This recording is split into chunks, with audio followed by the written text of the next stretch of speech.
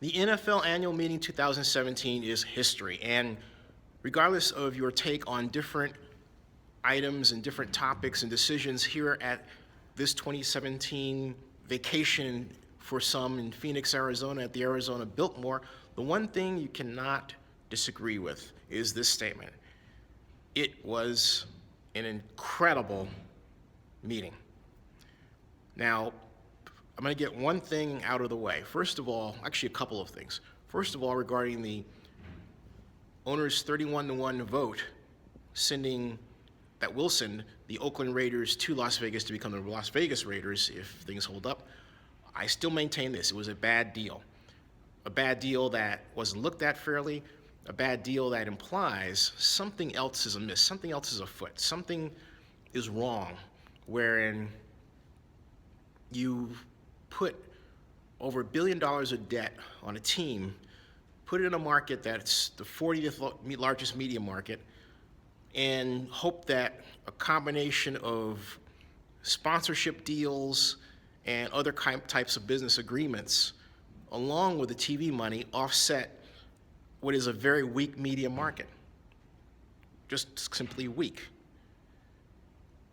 But what even gets me with the deal is the hotel tax and the bond issue with the subsidies based on a debt coverage ratio that is not normally used for a bond issue of that type, particularly of that size. So this could wind up being Raiders Deal 2. Remember, we had Raiders Deal 1, which brought the Raiders from Los Angeles to Oakland. Raiders Deal 2 will ostensibly bring the Raiders from Oakland to Las Vegas. It's a bad deal. It's flimsy. It has a lot of problems. And just because the owners voted 31-1 does not mean it was a good deal. It simply means the owners allowed Mark Davis and the Raiders to be in a bad deal. That's what it means. Maybe they think, as some have supined to me, that it's their way of engineering a path toward Davis ouster. I think that would be a nasty thing to do, because you're not only impacting Mark Davis, you're impacting the thousands of people that are directly and indirectly employed by and because of the Raiders, be it in Oakland or Las Vegas. Why do that? Why do that? So it's a head scratcher to me that they would allow that to go through, but they did, and that's the way, that's life. That's what happens. Now, what does this mean for Oakland?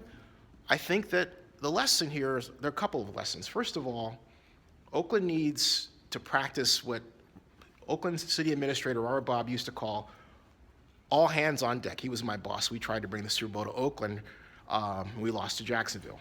All hands on deck. That is, everybody has a role, and you prescribe what that person is supposed to do within that task force role. We didn't have that kind of large citizen-involved task force. And I know that some of the people involved in Oakland, like Pat Cashman, have said, well, task forces didn't work in San Diego, they didn't work here. That's not true.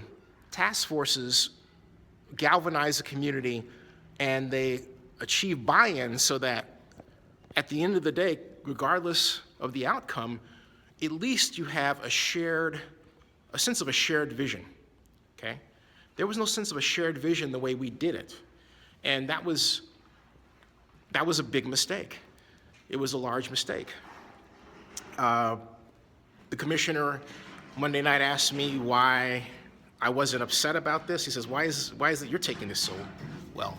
And I said, because I wasn't involved. I was the head of the Super Bowl committee and Super Bowl bid, and there were a lot of lessons learned that I was dying to apply to this, didn't get a chance.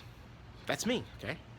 Now, it's still like a dream to me that a group would be gauche enough to allow this kind of deal to pass without the proper scrutiny.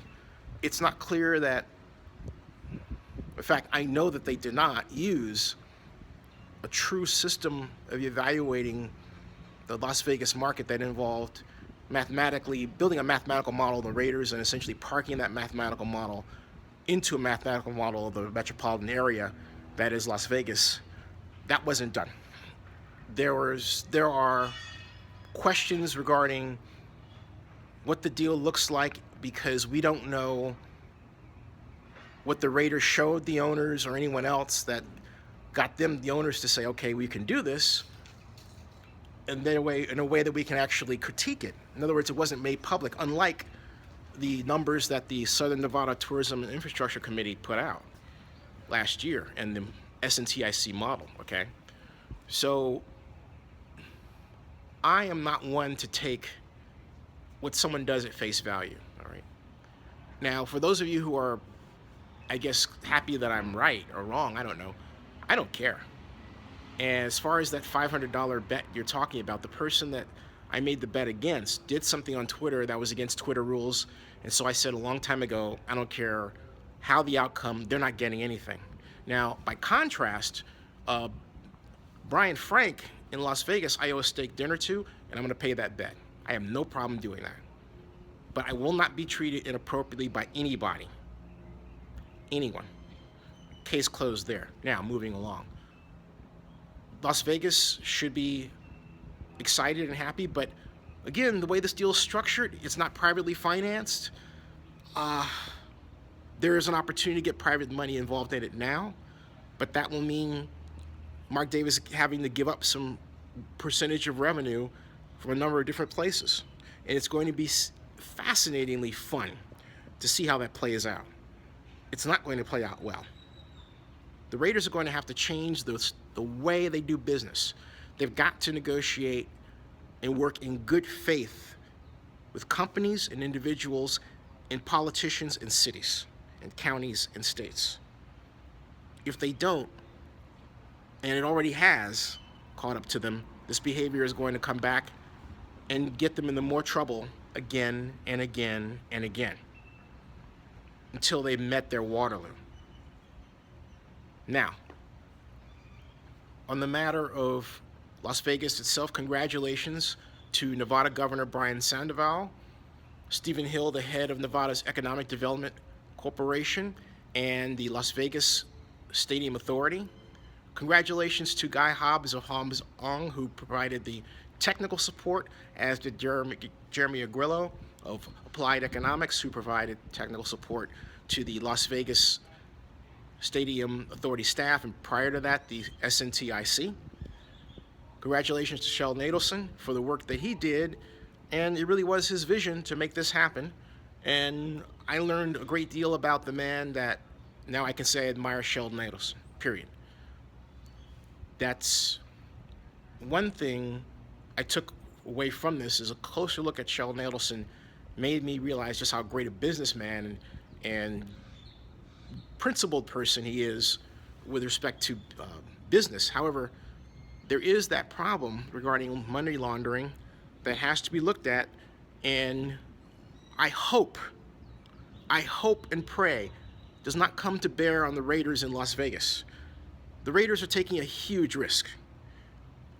Not just the risk because of the deal structure, but the risk that comes with being used as a kind of a vessel for money laundering. That's right, okay? So the NFL opened the door that I hope they're able to close before it's too late. This is a bad deal. It's hard for me to even imagine it actually exists. So for me, it's actually dead. It's a ghost. It's something that will haunt us for some time, and the Raiders too. Now, regarding the NFL and its changes, as I said before, it became a safer game and yet a faster played game today, or excuse me, this week. And I'm going to be watching the whole leaper rule to see if someone tries to test it, in preseason, leap over the line, not touch anyone, and then get called for it. See if that rattles the kicker, right? That'll be interesting to see. There are other rule changes I'll go over in my next vlog on this, but I wanted to really take this vlog to talk, and I'm going to talk again about the Raiders, Las Vegas deal, Raiders deal 2. And yeah, I'll do another live stream this evening about it and deal with questions and so on. But not, I'm going to say one thing. I'm going to take a hard line stance on nasty commenters because I don't like to respond in kind. And if you're going to get on social media and disagree, you can disagree in a way that's agreeable. Oh, and by the way, folks, my last name is Abraham, which is Jewish. Just letting you know. Subscribe and stay tuned to Zenny62.